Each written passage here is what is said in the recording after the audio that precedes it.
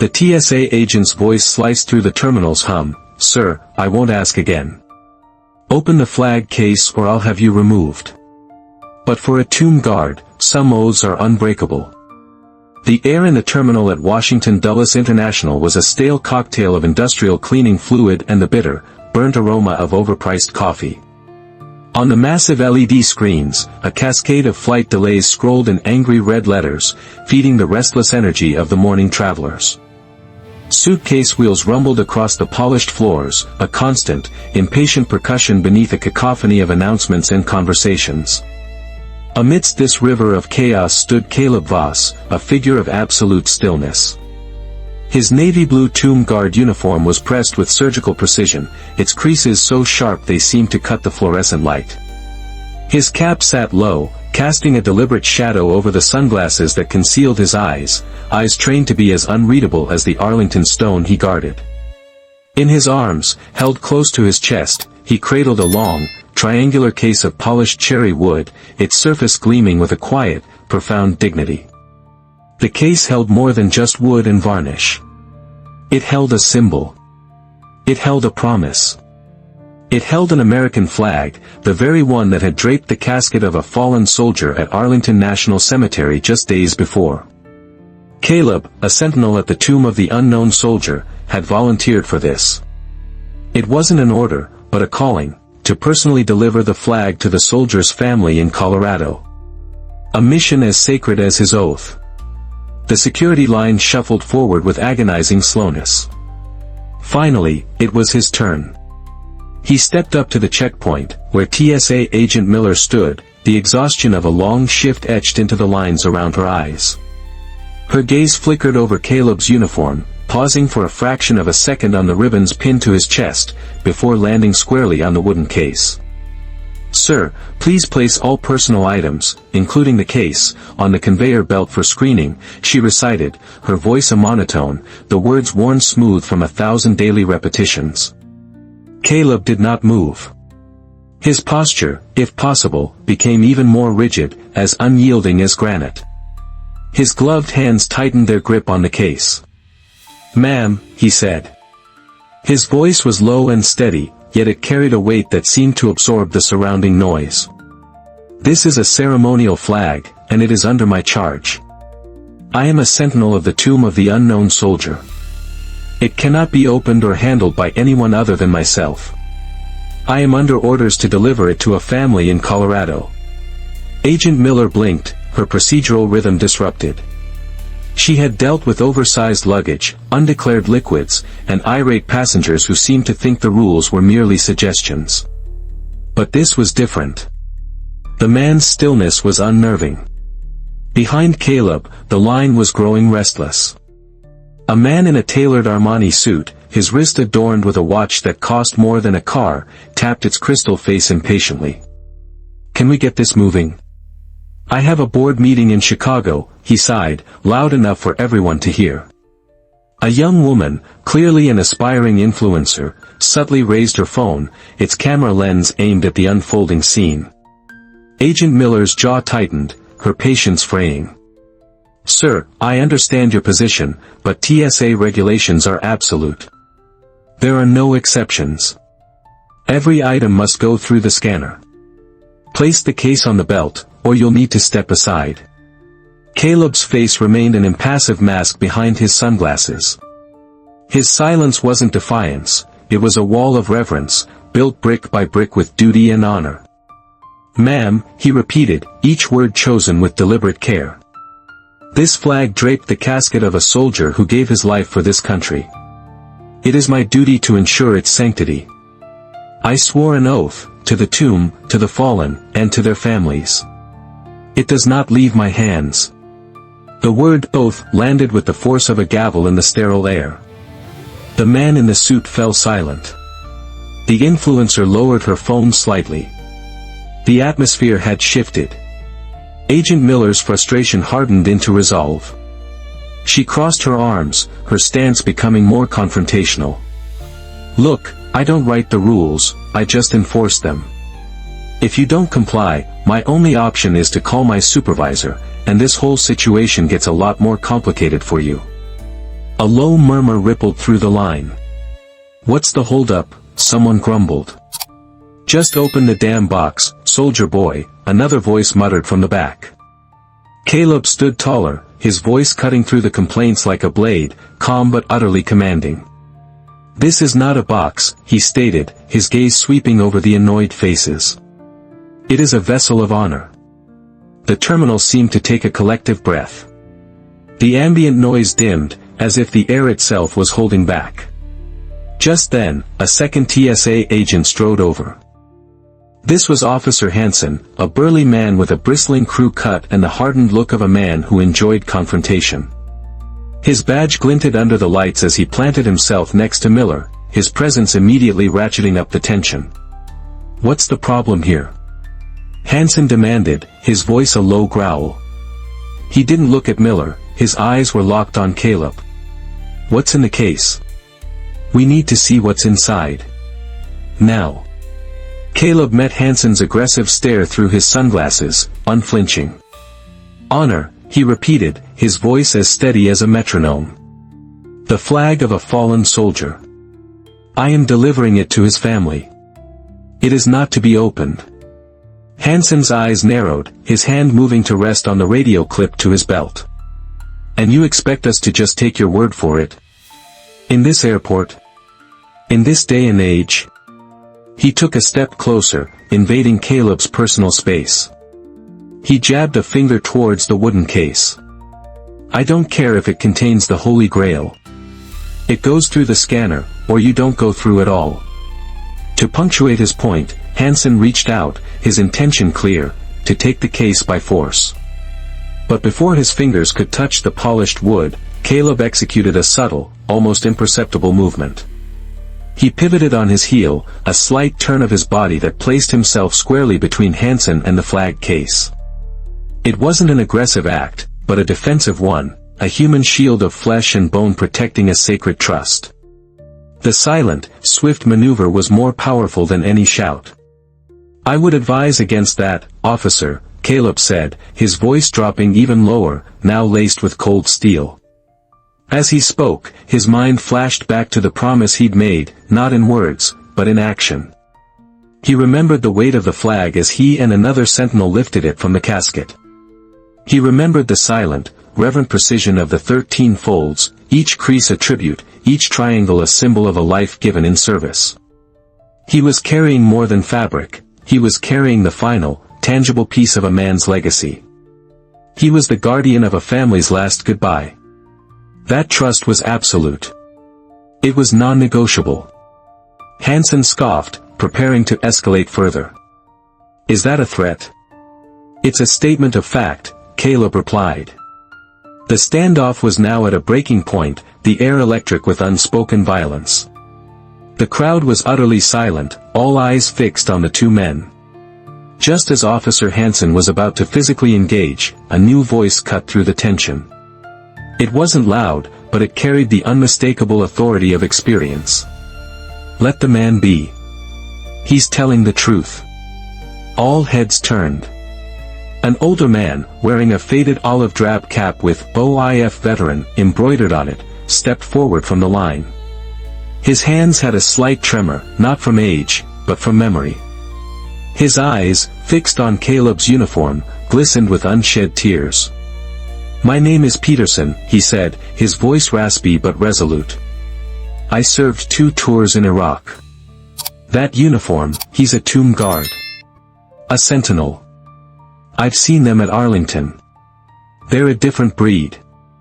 The crowd stilled completely, listening with an intensity that hadn't been present before. Hansen and Miller looked at the veteran, momentarily thrown off balance. "My best friend, Corporal Davis, came home from Fallujah in a box like that," Mr. Peterson continued, his voice cracking like dry wood. "The flag they gave his mother, it was all she had left. She keeps it on the mantle. Never opens it. Just touches the wood sometimes." He looked directly at Hansen, his gaze piercing. "If this soldier says that case cannot be opened, you listen to him. He's carrying more than a flag. He's carrying a family's heart." Agent Miller's professional armor finally cracked. Her expression softened, her eyes darting from the case to Caleb, then to the raw, honest grief on Mr. Peterson's face. The story had become real, tangible, and heartbreaking. The mother in line who had been shushing her kids now leaned down and whispered, "See, honey. That man is a hero, like we talked about."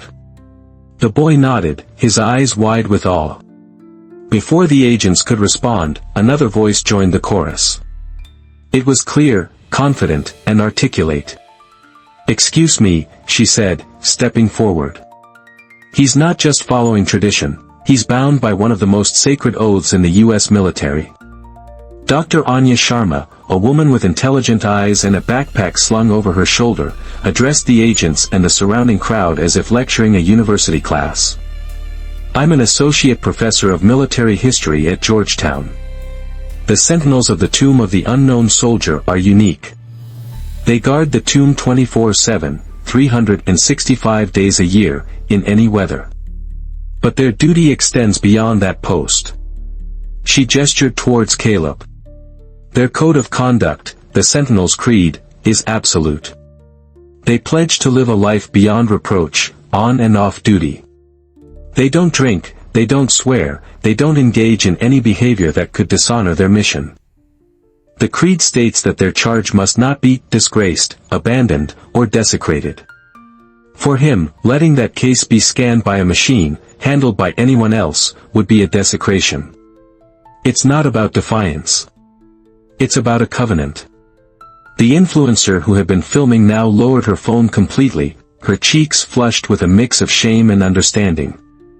The businessman in the Armani suit looked at the floor, his earlier impatience seeming petty and insignificant. The weight of public opinion had shifted, creating a palpable pressure. Agent Miller looked at Hansen, whose aggressive posture had deflated. He was out of his depth, facing a moral authority that regulations couldn't counter. She finally raised her radio to her lips, her voice quiet and humbled. "Director to Checkpoint 4. We have a situation that requires your immediate attention." The wait for the supervisor felt like an eternity. The security checkpoint, normally a place of frantic movement, had become a pocket of stillness. No one complained. No one moved. They all watched Caleb, who stood motionless, the cherrywood case held against his chest like a sacred relic. His mind was no longer in the noisy terminal. It was back at Arlington, in the quiet, hallowed dawn of that very morning. The memory was sharp, vivid, and silent. He saw the casket, gleaming under the first rays of the Virginia sun. He felt the solemn weight of the flag as he and his fellow sentinel began the ritual. The slow, deliberate folds. 13 precise creases, each one a silent tribute to the soldier whose name he knew, but whose life was now a sacred memory. The first fold, a symbol of life. The second, for belief in eternal life. The third, in honor of the veteran departing their ranks. On and on it went, a silent ballet of honor, until the flag was a perfect, tight triangle of blue and stars. A bugle had played, taps, in the distance, the mournful notes echoing across the silent rows of white headstones. He had made an unspoken promise then, to the fallen soldier, to his family, to his country.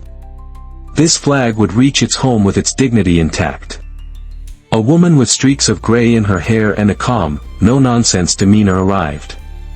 Her badge read, Director Evans. She listened intently as Agent Miller quietly explained the situation, her eyes studying Caleb the entire time. "So, you're telling me you cannot, under any circumstances, allow us to scan this item?" Director Evans asked, her tone neutral, neither hostile nor accommodating. Caleb nodded. "It is under my charge, ma'am. I am escorting it to the soldier's family in Colorado. They were unable to attend the service at Arlington. I volunteered to bring it to them." Director Evans's brow furrowed. She had seen everything in her 20 years with the TSA, but this was a first. "I'll need to see your identification and your orders." With practiced care, Caleb shifted the case to one arm, reached into an inner pocket of his uniform, and produced his military ID and a sealed letter.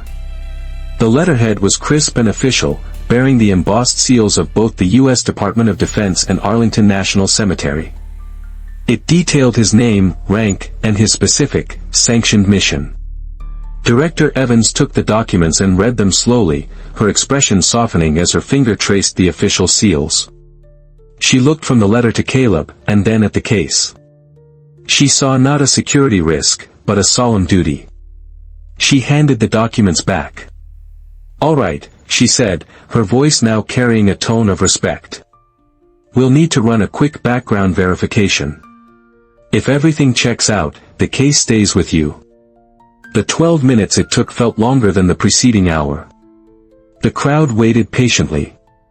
Mr. Peterson stood nearby, a silent guardian. Dr. Sharma watched with quiet approval. When Director Evans returned, her face was clear of any doubt.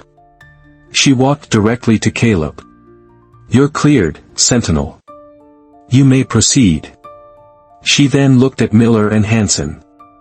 "Let him pass. The case remains with him." Caleb gave a single, sharp nod. There was no hint of triumph in his expression, only the quiet satisfaction of a duty upheld. "Thank you, ma'am." He stepped through the metal detector. The machine beeped, a perfunctory, meaningless sound. No one moved to stop him. As he walked away, the terminal, which had fallen silent in conflict, remained silent in respect. As Caleb Voss walked toward Gate C-12, the sea of travelers parted for him. No one spoke. No one pointed. The usual chaos of the concourse seemed to hold its breath as he passed.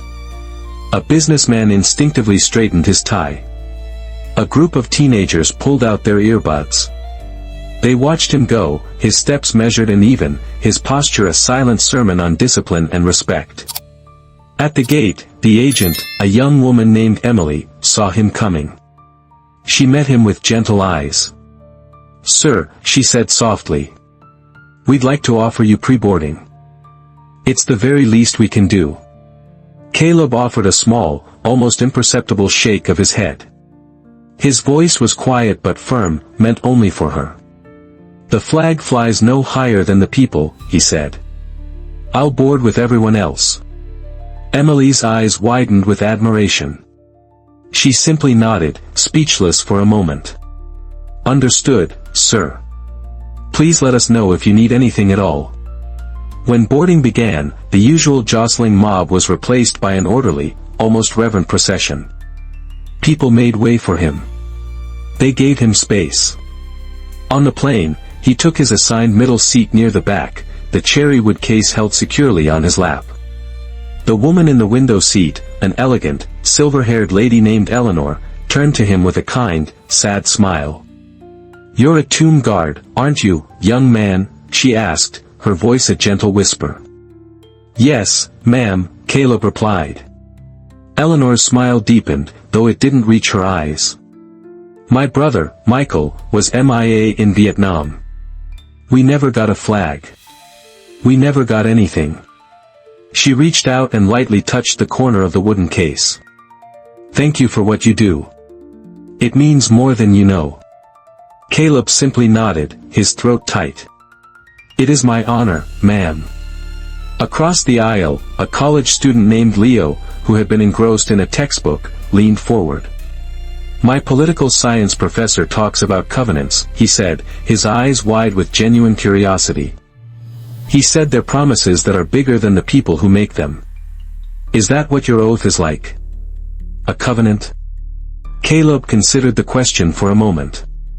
"It's not a character, it's a commitment," he replied, his voice a steady drumbeat. "A covenant is a good word for it." Leo nodded slowly, leaning back in his seat with a thoughtful expression. The plane took off, the roar of the engines filling a cabin that was unusually subdued. The normal chatter was muted, replaced by a quiet that felt almost sacred. Halfway through the flight, the captain's voice crackled over the intercom. "Good afternoon, folks, this is Captain Reynolds. I've just been informed that we have a very special passenger on board with us today, a sentinel from the tomb of the unknown soldier, who is escorting a ceremonial flag to the family of a fallen hero. He is one of our nation's most silent guardians. We ask that you give him the respect he and his mission deserve. Let's make this a smooth ride home for him." A soft murmur of agreement rippled through the cabin. A flight attendant stopped by Caleb's seat. "Anything I can get for you, sir?" he asked in a low voice. Caleb shook his head. "I'm fine. Just doing my duty." The attendant nodded, his eyes lingering on the case. "My father was Army," he said quietly. "He would have been proud to know you were on this flight." For the remainder of the journey, a quiet community formed in the pressurized cabin. Strangers shared stories in hushed tones, of fathers who served in World War II, of cousins in the Marines, of sisters who were medics in Iraq. The stories wove together, a tapestry of sacrifice and memory, binding them all in a shared moment of grace at 30,000 feet. As the plane began its descent into Denver, the captain came on the intercom one last time. "Folks, as we taxi to the gate, we ask that you please remain in your seats to allow the Sentinel to deplane first and complete his mission." No one objected. When the seatbelt sign switched off, the cabin remained perfectly still and silent. Caleb stood, the case held firmly in his arms. He walked down the aisle, a solitary figure moving through a silent crowd.